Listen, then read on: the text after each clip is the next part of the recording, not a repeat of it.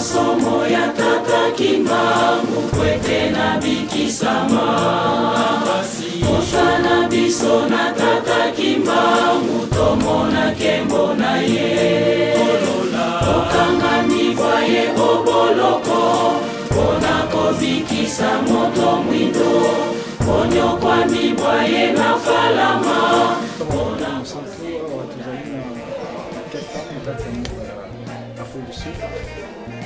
Le 1er décembre, pour la mission de la 20e anniversaire de Papa, Jean Wamba. En gros, nous sommes à Cape Town, nous sommes en Afrique du Sud, délégation routine en Namibie, la dimension Namibie, délégation routine en Johannesburg, nous sommes routine en nous sommes routine en Mpumalanga. Sangani na mkombo ilikuwa na tuseletea feti kwa ya munene feti ya anniversaire papa na msiko bafisi na ngo wa tuzena residence ya papa place papa zali famille mkumba libote centre za leo ngo tuzena papa aussi ngo tuzena papa Kim tuzena papa Apius au timu wa Kinshasa tuzena papa Gregory au timu ya Pretoria tuzena wa mama wa timu ya Kinshasa maman biso maman Nathalie Fayi na ba maman biso maman Bibana nous sommes beaucoup centre ezali donc fête ezali somme donc kumisa bote na biso bote centre kwa toujours apambo na biso awa nezali sika résidence papa ezali asi ngona sisi na kwa famille to commencer tout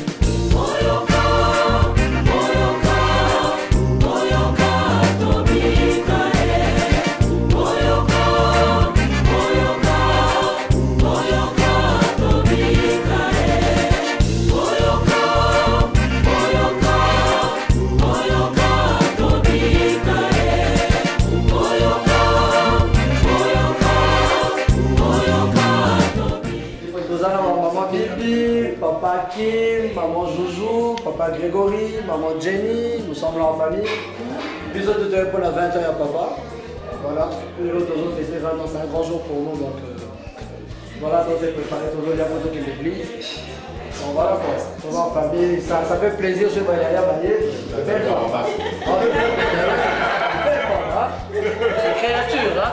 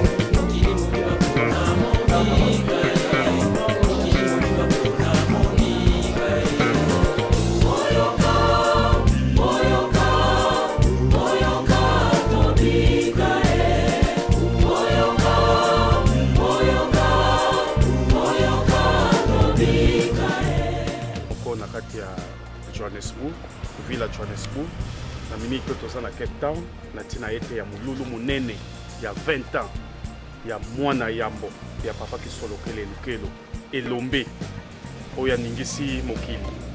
Donc 20 ans, kokisi 20 ans, banda kufa. Donc 20 ans yango nde totiki Johannesburg, toza na Cape Town, toza na ba papa, bokola na bilili, ba photo ba papa, toza na bango epela wa donc moya ko na tangeza. Donc nakanisi mingi ezate kala te tozolongwa na cortège ya bapapa mpo tokuta na sale oyo place tokosala papa vile le 1er décembre kanisi mokolo kwa wamba ja kiserikali ya tikali biso na nzoto yango biso bata délégation oyo esi okwafa a 20 ans passés. Donc on a pour se souvenir que de beaux ça n'a été. C'est là que les beaux entrées. Nous sommes ensemble. Donc libéra la libéra. Il y a encore des commentaires.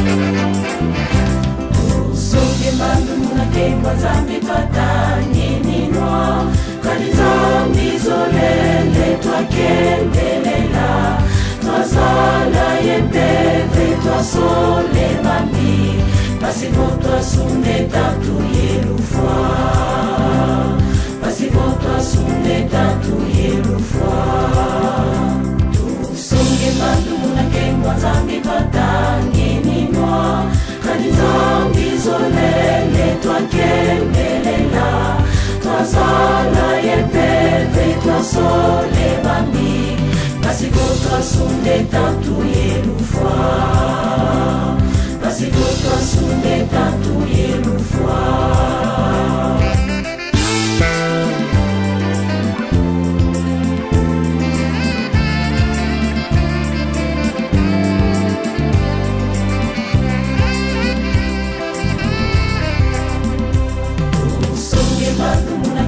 zambi patani ninwa kani zambi zolele twakendelela twazala yepeve twasole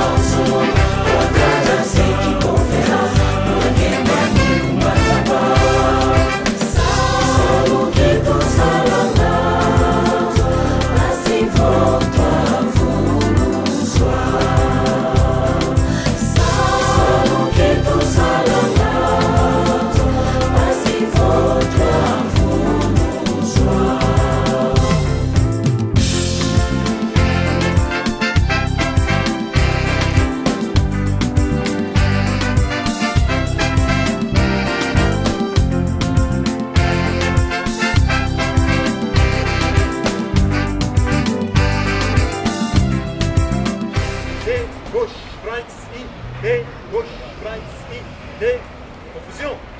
Marche, D, on, D, 3, 4, on, D, 1, D, marche, gauche, right, retour, marche, D, on, D, 3, 4, on, D, 1, D, gauche, right, D, équipe, arc, D, D.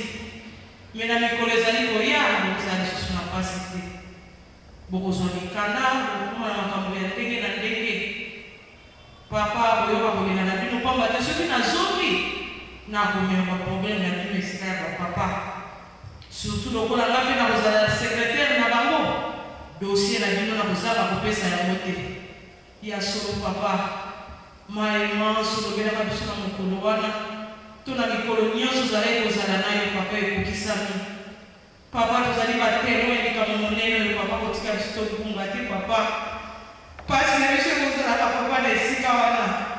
Papa te moni na biso papa.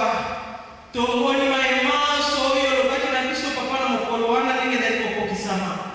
Nzambe na biso libisa biso so to sana na mbele boso na bino. Boka nisina mokili papa ezali na pasi. Papa boka nisina mokili ezali na pasi papa te yo baba na biso papa. Yo ke iko za secrétaire ya papa. Ozali na ba dossier ndenge na ndenge okupesa. Kasi biso na ekozanga koyeba toyeba kama bizali kozonga kisasa okopesa makambo na biso epai ya papa fuma mbanza nzoka kozonga na papa ezalaki ya ndenge mosusu papa tozokisi merci mingi papa te tokokiti na 20 ans oyo papa tokokaki kondima na tosengelaka maso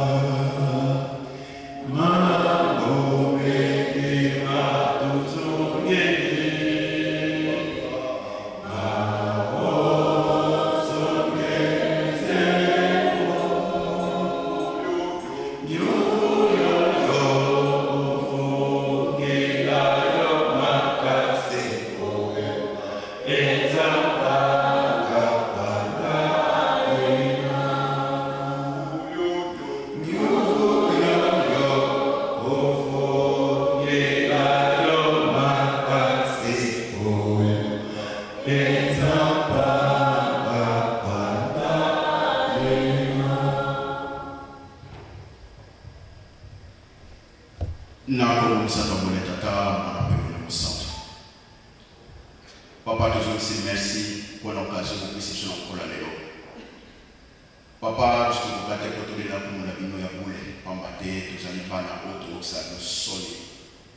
N'est pas mon abisso, la bizarre abisso, papa, te coquille. Yango te yé pour son abino papa, na mawana abino papa.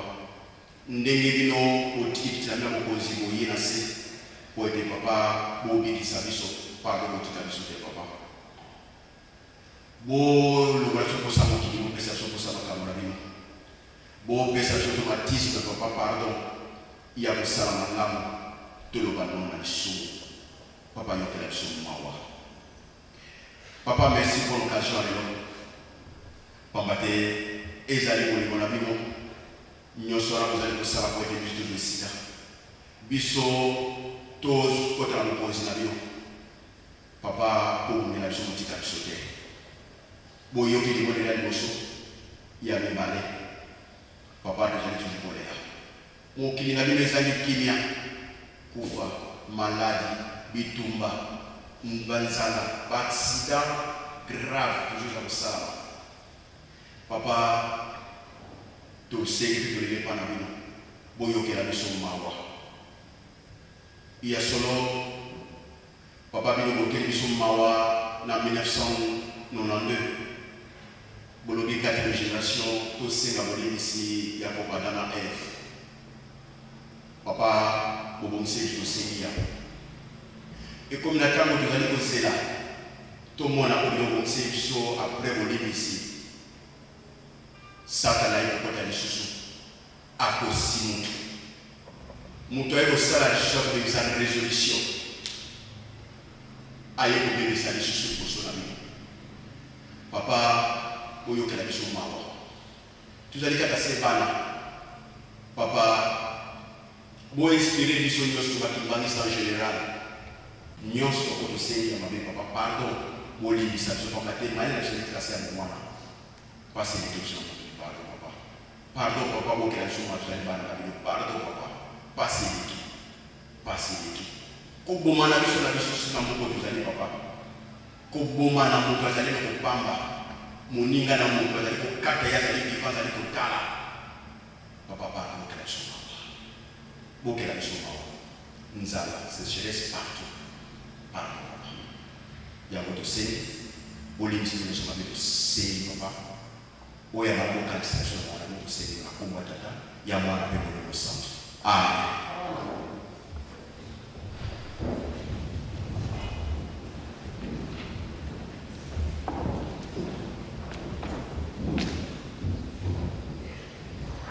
Tokomi na esika oyo tokozwaka makabo to mikaino tosengi na badiakre to diakonese likita kosa biso badiakonese toleka mpona ntina ya kozwa makabo.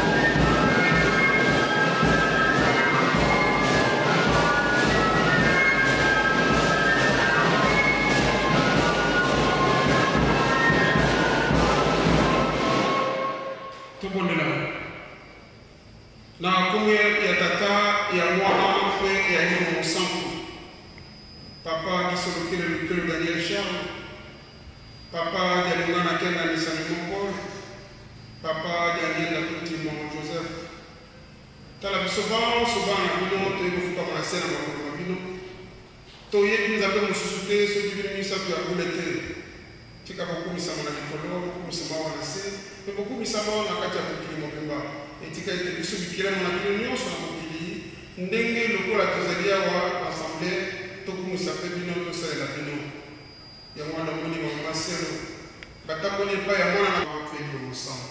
Amen.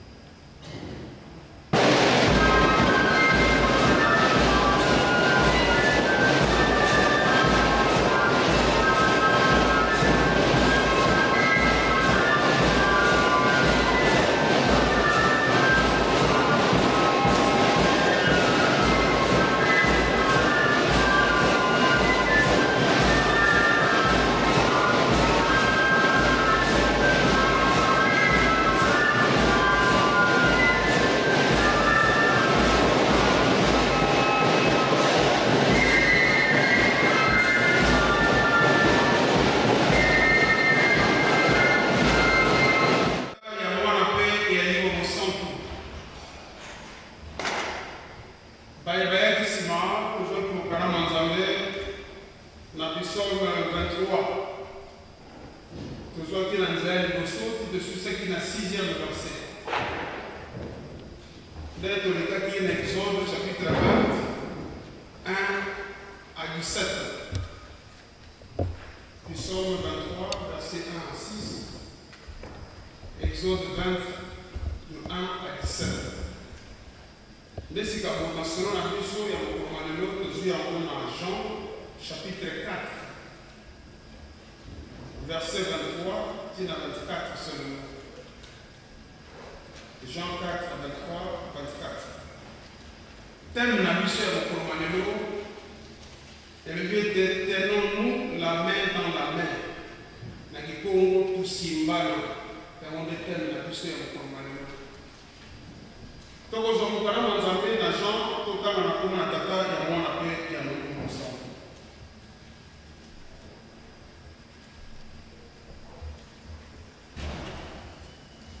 Ce qui te suit tout à l'heure, mais l'heure vient, elle est déjà venue, où les vrais adorateurs adoreront le Père en esprit et en vérité, car ce sont là les adorateurs que le Père demande. Dieu est esprit, et il faut que ceux qui l'adorent en esprit et en vérité. Tout le monde est là. Na kumbe ya tata ya mwana wape ya ini kwa musampu. Papa Simon Kibango za nabiso de Bamerikino Suka. Ndenge tamo nuso za nabiso na kumbe na tata ya mwana wape kwa musampu. Amen.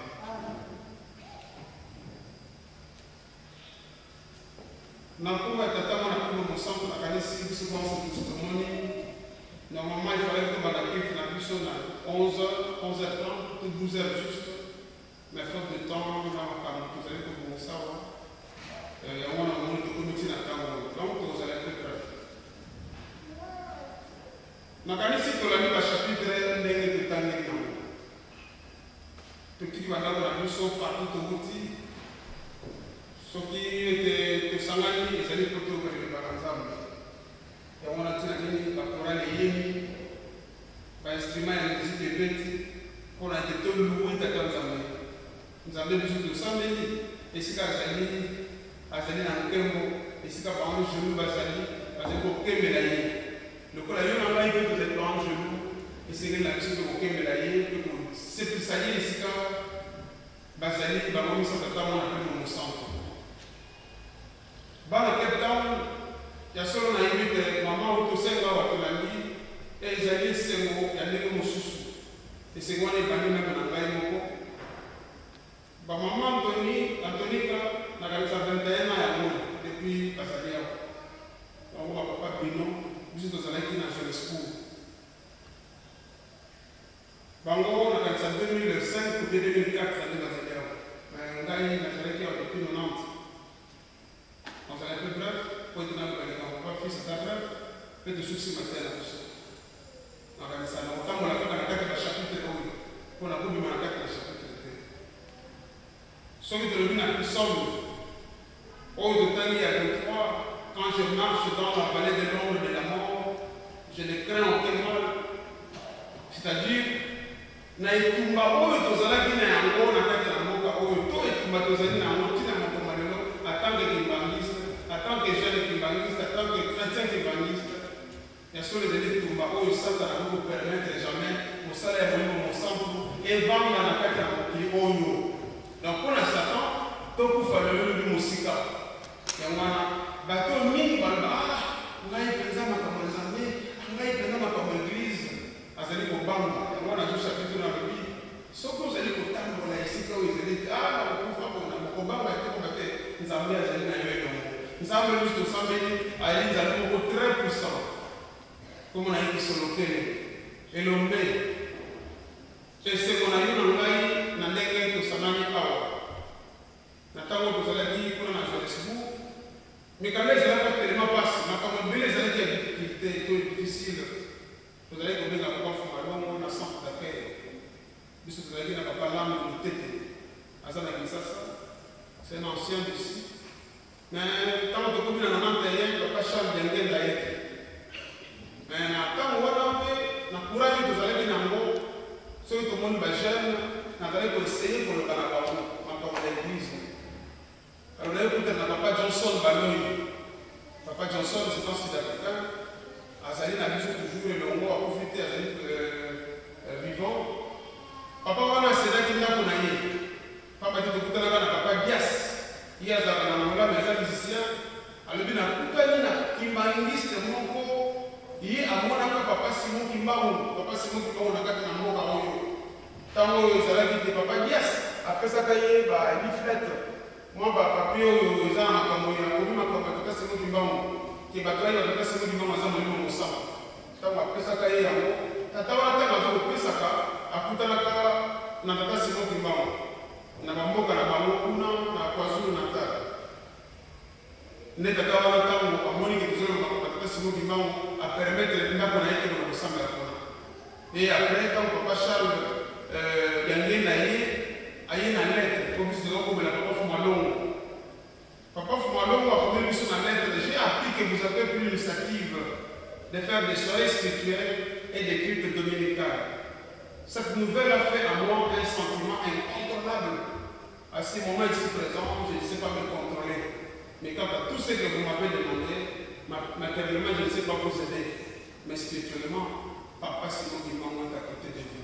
Et maloba wana vraiment émotivaki biso tozalaki na ntango wana. Papa Charles, notre père spirituel, lokola ti papa azali awa azalaki kopesa biso explication na esengo nini papa Fumalongo azalaki na yango. Bref, toyebi papa Fumalongo azali nani yango wana libi tovandi awa nzambe na biso mopeli na biso oyo alataki biso toyebi kozala na biso elongo de façon ke tokokozwa nkembo d'abord awa na se ntina likolo papa ndenge na kotima esengo ya nzambe ntango asepeli ete koyoka ete na mokili ya pasi na mokili ya apartheid ntango bango bazokanga bango na 1921 bazali komona bapasi akoko jamais kokima ete il y aura des jeunes qui vont quitter notre pays et aller en Afrique du Sud basalaka basoirée spirituelle basalaka culte dominicale to baculte ya dimanche likambo wana ezalaki epa na ye lokola kokama to esengo kanisa nzambe asepela et je ne sais pas me contrôler à ce moment ici présent. Phrase wana ngai natalaki yango ndenge nzambe alobaka na Salomon tu t'es montré parfaitement Salomon azolobaka na tata nzambe na prière na ye Dieu tu t'es montré parfaitement fidèle envers mon père David et tu lui as promis qu'il aura un fils qui va lui succéder. Réalise alors la promesse que tu as faite à mon père, donne-moi sagesse et discernement afin que je puisse gouverner ton peuple qui s'est nombré comme les graines de poussière de la terre. Wana Salomon je sais pas. Nzambe kama yoki phrase wana na kati na kilobe mwana moke ya boyase na ngai likambo ya boye. Comme c'est normalement que c'est parce que comme mon konzi au puiser batu au la sololendo aux abassi ebele au comme na mbongo koleka. Takanza mali bio c'est na ile kwa boyete on sait que yango Salomon koleka. Ça dit na likolo takanza mali za ile kwa kosepela. Azalaki mentionné au monde émerveillé parole à l'avocat là na soka ngo na bana Afrique du Sud. À ce moment ici présent, je ne sais pas me contrôler. Mais quant à tout ce que vous m'avez demandé, matériellement, je ne sais pas vous aider. Mais spirituellement, papa Simon qui m'a mis à côté de lui. Papa Simon m'a dit à la pino, n'a évité celui que nous désirez, les Camerounais. Et papa Charles est envoyé à tout ça, qui quitte international, donc plutôt quitte ensemble, le collaboration, parce que dans la barrière, n'a dit qu'on est la papa Charles, allez là, comment elle est, bah, tu vas aller aux soins, pas même à mon salaire, difficulté de la vie. Mais quand papa est né, il y a des bons éléments vifs à l'objet de papa. Ceux qui parlent de Foukami, qui bannisent parmi papa, qui bannisent les pas en anglais comme battu, comme mon papa, mon nez n'a pas de papa. Parce que mon papa n'a pas de papa. Quand il s'est là, même si nous avons papa Charles, la Zobati, Nassima Bagé, on a besoin de ça. La Tanzanie, la Kenya, la zone de le deuxième de l'autre qui est la secrétaire, mon sous-trésorier. Les restes de l'autre,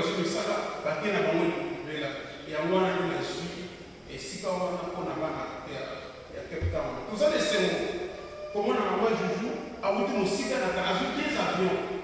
Qu'on a au Saganate.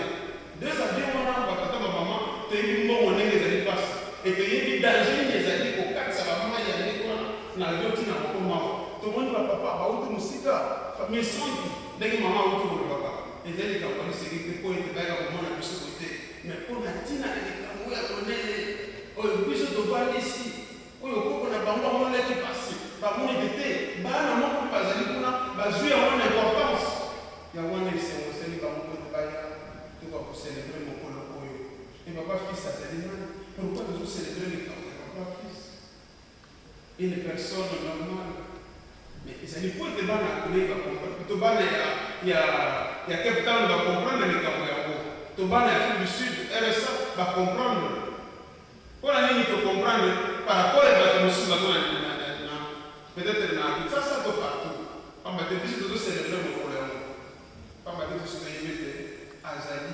poko ya liboso ya papa Simon Kimbangu oyo nyonso euti na nzambe ezali nzambe bato balingaka nzambe ndenge toyokaka bato na ndeko na biso na bible balobaka biso tobala yesu soki obala yesu ezali okozala véritable femme okozala na makambo nyonso na ye ndenge biso tolingaka nzambe tolingaka papa Simon Kimbangu tozaka véritable femme tozali bafana na ye aveuglement nyonso akoloba tolandi lokola tosi tokomprenant tokomprendre ke papa Simon Kimbangu nzambe papa kisolokele nzambe tokokolupe pas même chance ya likambo moko oyo epesameli biso po toprofite na yango yango wana 20e anniversaire ekoki biso po tosepesa nzambe na biso papa kisolokele papa jalingana papa jalingenda kuti bakoma te bango nyonso bazali moto moko mpe yango wana ntina biso bana 26 tolobi ete 26 est égal à 1 tokaboli te toboyi te ke moto azala soki ndenge nini biso tolobi ya bango nyonso tu bazali bakoko ya tata Simon Kimbangu bango nyonso bazali komerite mosala ya koko na bango eza na bango logique moto oyo aza na bongo kitoko oyo arezonaka kitoko ayibi tete wi oyo nyonso azali mwana papa kisolokele ya papa jalingana ya papa jalienda azali koko ya tata Simon Kimbangu donc akosala mosala ya koko na ye e soki tomoni ye nzambe lokola koko na ye pamba te mokalamu ya nzambe morefele biso yango par Seigneur Jésus-Christ. Si vous m'aimez et gardez mes commandements, moi je prierai le Père. Nous vous enverrez un autre consolateur que le monde ne peut pas les recevoir. Mais vous, tu as la chance de la chose. Et ça m'a fait mon pilier, c'est-à-dire depuis le ciel, à bon ça d'être biso batata mapamba, toye bali kambo, toye bali et à pouvoir na kaboza la taxe na biso. Pour être tout ressentir mon na ye, peut-être pouvoir na ye. Tina wana ya mwana mkola biso aza na kati na biso révélation ye to comprendre que papa fils tata Simon Kimbangu te nyonso ya ye tokotika te il faut tozala tata bamama tosimba likambo bana ya Cape Town pamba te ezalaka kaka lokola toyeboye ozobule na yo kende mikili mwaye osala mosusu malamu ezali te mwaye mofandisaka nde likambo ezali te ezali mabe mokili ezokoma mpasi mpona bato bazokomprendre eloko nini babengi kovandisa évangélisation te évangélisation ezali kaka papa Florentin te moko na moko ndenge tozali awa tozali baévangéliste yo ozali wana okende koluka baninga po ete bayawa okomema sango ya tata Simon Kimbangu po ete likambo oyo kokovanda na kimia ezala kitoko eke biso topesi mokongo tokei ebino bokeya kokaboli na bino lisusu bozongi lokola bana mike te yango na sika papa Fomano alobaki tout Kimbangiste pasteur donc c'est-à-dire motu na motu akozwa likambo oyo ya ye soki ozwa yango ya yo korale ekofanda kitoko bafaki ekofanda kitoko misala nyonso te ekofanda kitoko ndeko na ngai ndeka kokanisa kowela kaka te na poto sala d'abord mosala le travail de papa Simon Kimbangu ozala tellement béni eke makambo nyonso tuma kofungwama eyotika mosala oyo mpe nayo kaka boye ndeko na ngai osali eloko moko te yango wana olangi mama na libondo ya libe te papa na biso kisolokele fils alobaki na biso ntango bayaki papa ntango ayaki awa ezala mokebuli pourkui pamba te papa ntinga koleka akopesa discours mobimba mpenza ndenge yango ezalele donc na kati na publication boyina kokota makambo misu wana ezali te papa ntimba akopesa biso yango na discours batata bamama ezali chance na biso chance ya yo na ngai soki tozokomprendre banata wana oza moto bakosepela na yo komba te esika tokendaka ezalaka lopango na biso komba te nzambe ezalaka kaka simo lopango toyeki mobembo na mokili mokolo mosusu nde tozongi okozonga wapi esika kaka simo lopango papa kuluka azali papa fumambanga azali papa jangenda kutima bazali elongo na bamama papa angeli nyonso tu etango koza na se na ntango ozali sous sécurité na bango ndoki satan akosala eloko moko te pamba te yoza na nzambe oyo azali nzambe pamba te yoza na force oyo babengi force pamba te yoza na puissance oyo babengi puissance na monene ya puissance donc tukimaniste kobanga te nganaki na bapolitiko kewamutaa bazana atala moto ndoki te tata simoki mbango aza véritable akosala eloko te soki okwara na solo soki oyeba aporte quelque chose ya kitoko na kati ya lingomba oyo tolandela papa puisse aller dans la maison, je vois que vous souffrez trop ici. Mais dès que je dois rentrer, je ne manquerai pas. Ça signifie à mes pères, de signifier à mes pères, de votre difficulté. N'a aucun époux, n'a pas le cas. Mais la difficulté n'a pas aussi là. Et on attend la paix, n'a Johannesburg, n'a moins papa Nsimba. Tous ceux qui n'ont pas Nsimba semblent n'a pas souvent la difficulté, tout le monde n'a pas donné ce tour. Tous ceux qui n'ont pas Marie Wembe, papa Willy. Bazalaki na papa Charles azali na biso papa Charlie ya kile tete c'est bien moi na biso na toa bangwana teka papa bazalaki na kanga kande kona ngai papa beteki masolo mingi e na tina na ye te komona te bazalaka na bango ba normal lokola biso te bazali président banzambe papa te mayo tokapi na papa kulutu tango azalaki na Belgique mayo toyoka papa na papa Fumalomo tango azalaki na Suisse exactement comme on pense que vivre le mission qu'on a pas fils. Donc dans le monde nous avons mis à l'année et pas la fiche. Ce qui nous a dit qu'on nous a parlé, et ça dit point bison d'amener à révéler bison à vous. Papa c'est votre maman au temps à outil dans la ensemble à sa vie au Kenya. Point de pas travailler. Alors lui va rejoindre Banzembo télé. Oh il va rejoindre pas. Bobo Samate, vous comprenez pas contenir en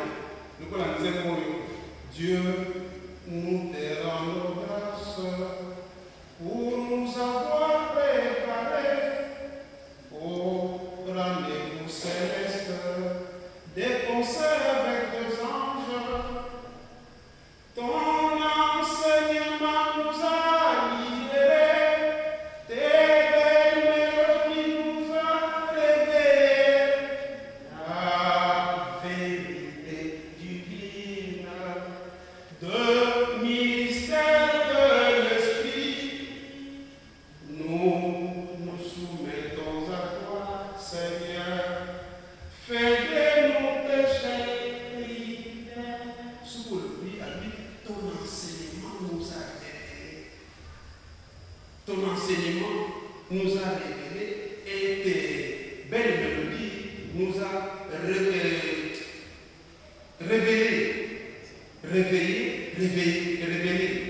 Parce que vous n'avez pas battu.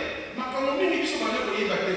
Vous savez que nous avons tout le monde pour comprendre. Mais enseignement n'a rien pour la moussabis. Oh, il y a souvent ça par exemple. Oh, famille en famille, qui est dans certains. Oh, ma femme, on va la Bible, les alliés à Bissot. Il y a aussi quelqu'un qui peut comprendre que les lois, il fallait que tout ça à 20e anniversaire. Il y a mon frère, il y a papa, fils, à Tika Bissot. Dans les autres oyo, pas battre pour faire. Papa a dit que je suis et je serai le secrétaire de mes pères. Le Cambodge de Sani et Zali du Cambodge de Sani, papa, nous sommes baptistes. Nous avons un bango, il faut que nous ayons un anniversaire, il y a un autre bango, nous ayons un anniversaire, il y a un bango baptisé mon pays. Quand baptisé, il y a un service, il y a comme ça, il y a comme big sabiso. C'est notre chance. Il y a comme on a pas passé mon bango et non on a biso. C'est notre chance. Il y a vraiment la descendance de mon bimba. Tata c'est mon bimba. Sauf qui va verser si ma santé. Tata pour mon nasma kuna. Bah on est tata c'est mon bimba ou le sous. Et ça on va la monter. Et ça dit à bango. Ça dit biso to kopi dans la semaine à bango. Sauf qui vont qu'il est poli na bango. Et poli bango. Bah kopi tata va pas mettre. Tata na bango. Koko na bango à mon qui passe. Et comment on a fait dans le canal manza. Et comment on a fait dans le canal manza. Donc, biso na bino to Seigneur ko tambo na bideko bolingo misala. So ki to tambo ndenge ekokisama etata simo bimango lokola azanga biso tokolonga mais esengi esika nyonso tozali tozwa likambo oyo oserie kozwa ngo ndenge lokola eloko ya kopaya zwango ya yo zongo ya yo yango wana omoni biso totiki angleterre na raison mosusu te parce que nayebi eza likambo na nga mosala na ngai famille na ngai yango nayebi te nasupporte likambo ya tata na ngai bato bazalaka ba football omonaka bango o football ekobetama na Corée du Sud il achète le billet et puis na place oyo akende ofanda na kati na stade bato wana mona soki billet avion akei et pourquoi pas nga nayebi likambo na ngai kitoko donc ndeko na ngai tata mama zwa likambo yango lokola football ezali femme ya équipe ya kimbanisi oyo c'est notre famille toteya bana na biso tolakisa bango biso mikolo nzela ya likambo kitoko toza nango c'est notre bénédiction jésus parle po tozosala biso kembali nakoexplike yango epuis tosukisela biso matere na makambo oyo ya masolo na ntina na oyei ya papa ndenge azalaki na biso bandeko na ngai toza na ijiki tokoexplicite yango papa nsimba azali awa akopesa biso bref ya discours tokolanda makambo yango me na ntina na mateya yango tolobi ete l'heure vient, elle est déjà venue où les vrais adorateurs adoreront le Père en esprit et en vérité. Ce sont là les adorateurs que le Père demande. C'est-à-dire, Batoyo, adorer dans l'air naïe esprit, dans mon air naïe, l'air naïe en haut. Et ça dit que quand Batou va ça, ça va moi d'accord, pas moi dans le miracle, pas moi dans ce qui est non. Mais bien sûr, c'est comprendre que Tata Simon qui va voir les belles par la biso. À ça que vous avez vrais adorateurs, et dans la passe, et dans la mission, yo au service Tata Simon qui va qui souffre à mon monde. Les vrais adorateurs que le Père demande.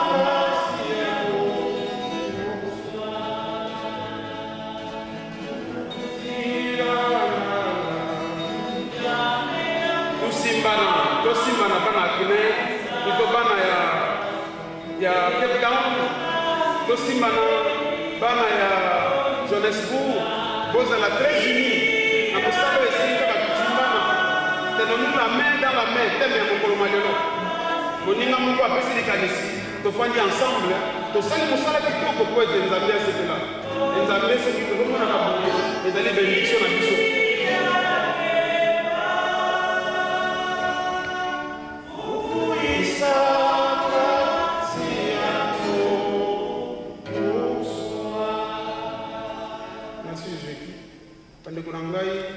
Papa Fumalongo alobaki, je vois que vous souffrez gros ici. Je ne manquerai pas de signifier à mon père. Parce que ngana mo la secrétaire na parole. Biso to ka bisa ko la maloba zo baba ezali etele. Ako ne yebisa papa Fumambanza.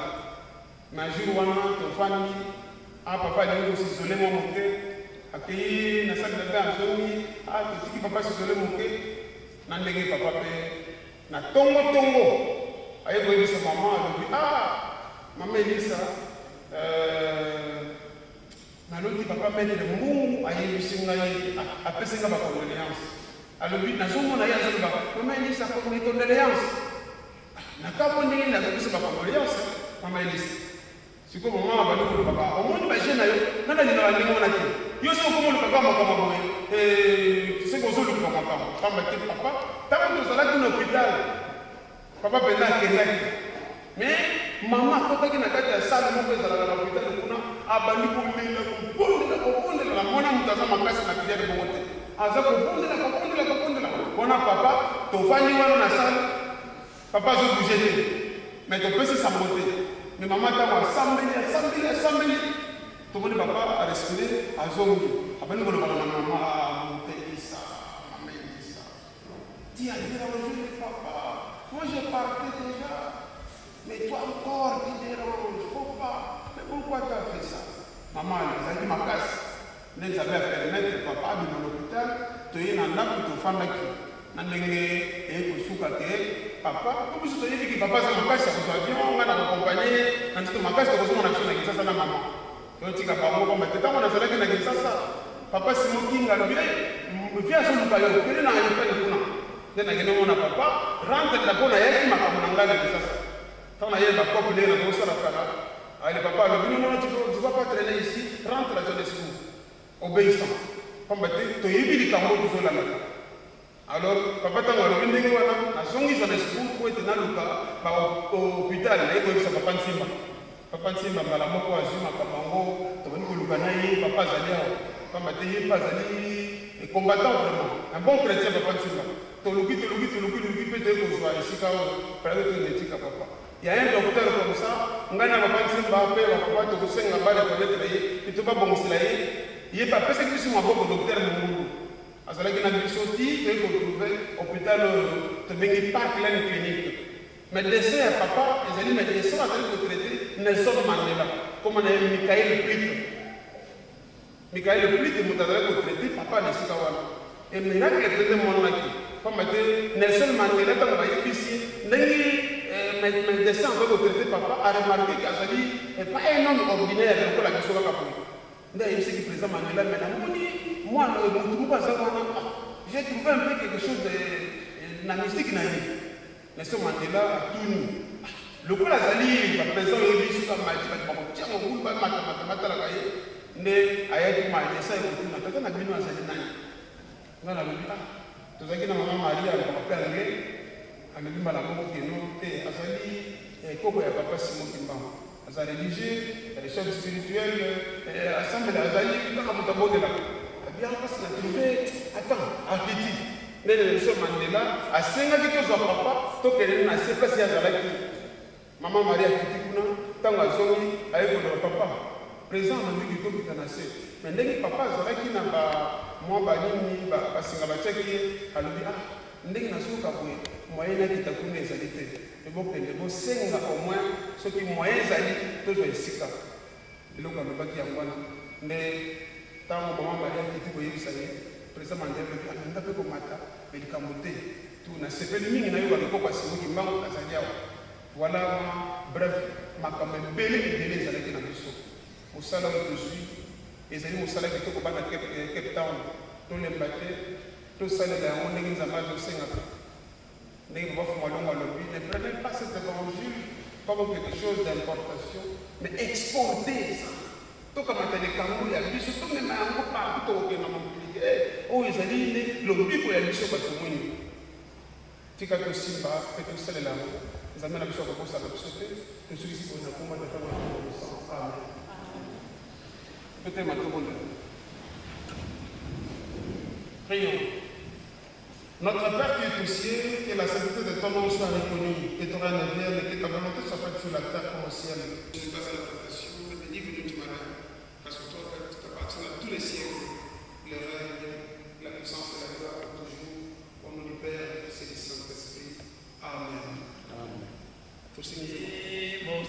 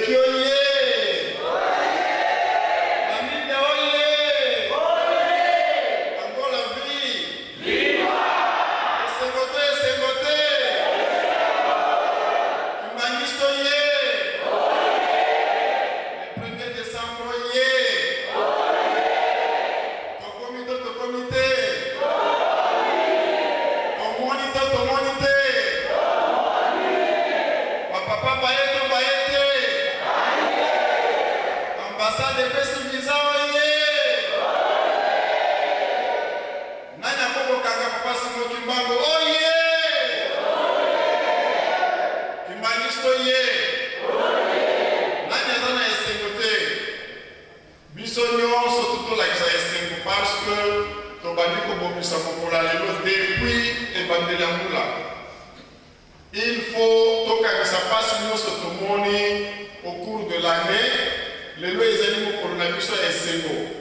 Tobosana badifficulté nyonso tu tomoni on est là pour tosepelisa bapapa na biso. Kimbangisto ye. Je te dis oye. Je te dis oye. Je te dis oye.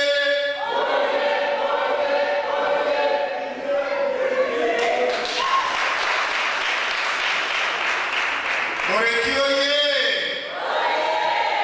Koreki oye. Koreki oye.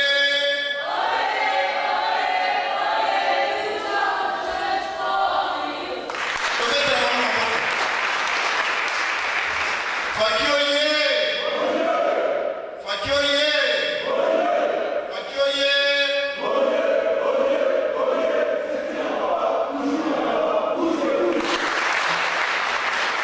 Pied gauche.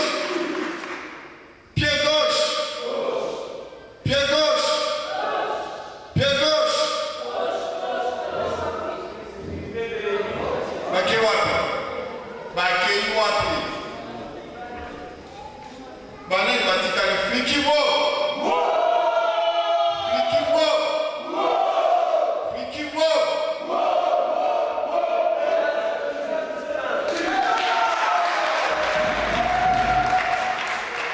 Johannesburg oye. Johannesburg oye. Johannesburg oye.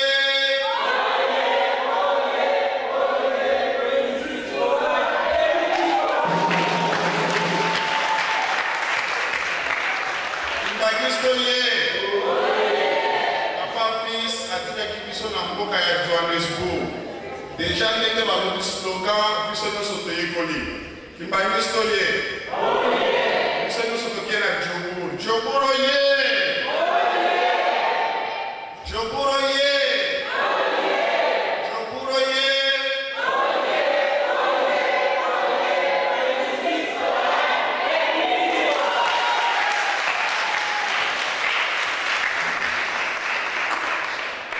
Namibia a joindre biso à 4 frontières. To joindre pe Namibia. Namibia oye. Namibia oye. Namibia oye.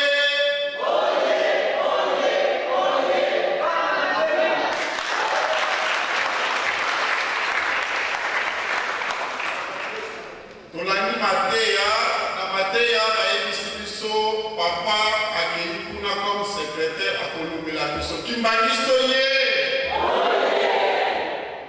Siko tolingi papa yoka place azali ke biso bana na ye tozofete 20 ans. Papa biso ye. Papa biso ye. Papa biso ye.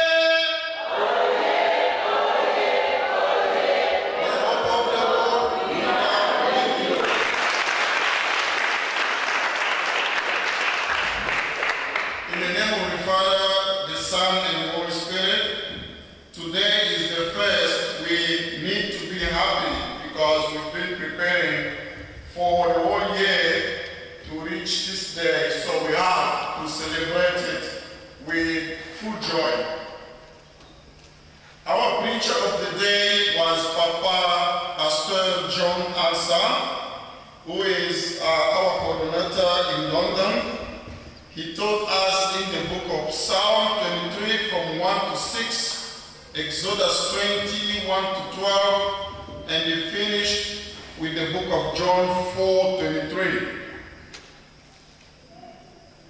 The announcement that we have are that today is 20 years anniversary of since Papa Kisolokele Wambajan left us physically. It was a lack for us and for the people of South Africa to have the blood of one of Papa Simon Kimbangu's grandchildren to come and do such a good work in this country where the devil is up to fight against the people of God. So we need to celebrate that with full joy, as I said before. So we will have a certain moment where we will call people up front here to come and talk to us. For example, we will call Papa Ntimba at a certain time. He is the one that was there when Papa left us. Papa Ntimba will tell us in details exactly what happened when Papa came, how did he stay, and how was he physically, and what did Papa tell them. And we need to pay attention because it is very important for us, people that live in South Africa. We need to know what really happened because it's part of who we are. Secondly, we will have the biography of Papa, which will be read by Mama Jenny Sorokele. So it will be a very important moment for us Kimbangists around the world. Remember, like I told you before, we are live on television around the world, and in Kinshasa, people are watching us live on television. So everywhere we go in the world, you can watch us right now on television. So we need to make sure that we behave accordingly. People need to see that our church is the same as it is in Kinshasa and all over the world. So we need to behave accordingly. When we call Mama Jenny to come and read the biography, we don't want to see people moving around. We all sit and listen. We don't want any disturbance. And in the end, we will call Papa Coordinator to come and continue with the rest of the program. But in the meantime, we will go back to our announcement of the day, which we have a program tomorrow, 2nd of December, which is a Wednesday. We will be gathering in this place at 4 p.m. Kimbangistoye. What time did I say? 4 p.m. Yeah. Today we said 10:30. We said 10:30. We know what we did. Starting with the decorators and whoever else follow, we know what we did today. So tomorrow, we don't want to take any of those that we did today. We are here at 4 o'clock and only at 4 o'clock. Please, let's behave. This is our moment. This is our time because we've been preparing this for a year. So if we get in the end and we start messing what we've been preparing, then we are missing ourselves. So tomorrow we need to be at 4. So what is going to happen tomorrow? How are we going to celebrate this 20 years anniversary of the passing of our Papa? We will enjoy, of course, eating. There will be food. There will be a catering service helping us because we'll be having a dinner in this place. But then we will be enjoying a concert by our choirs. We are coming to watch you tomorrow. We are coming tomorrow to watch Koreki. We are coming to watch you.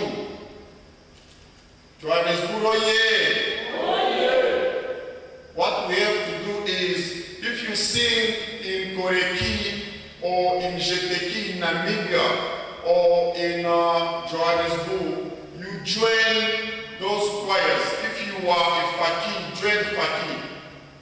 Unless there is an arrangement, then Namibia can sing on their own. But if you are a Jejeki, join our Jejeki and play together. So tomorrow we are coming here for Jejeki. Jeja! Okay.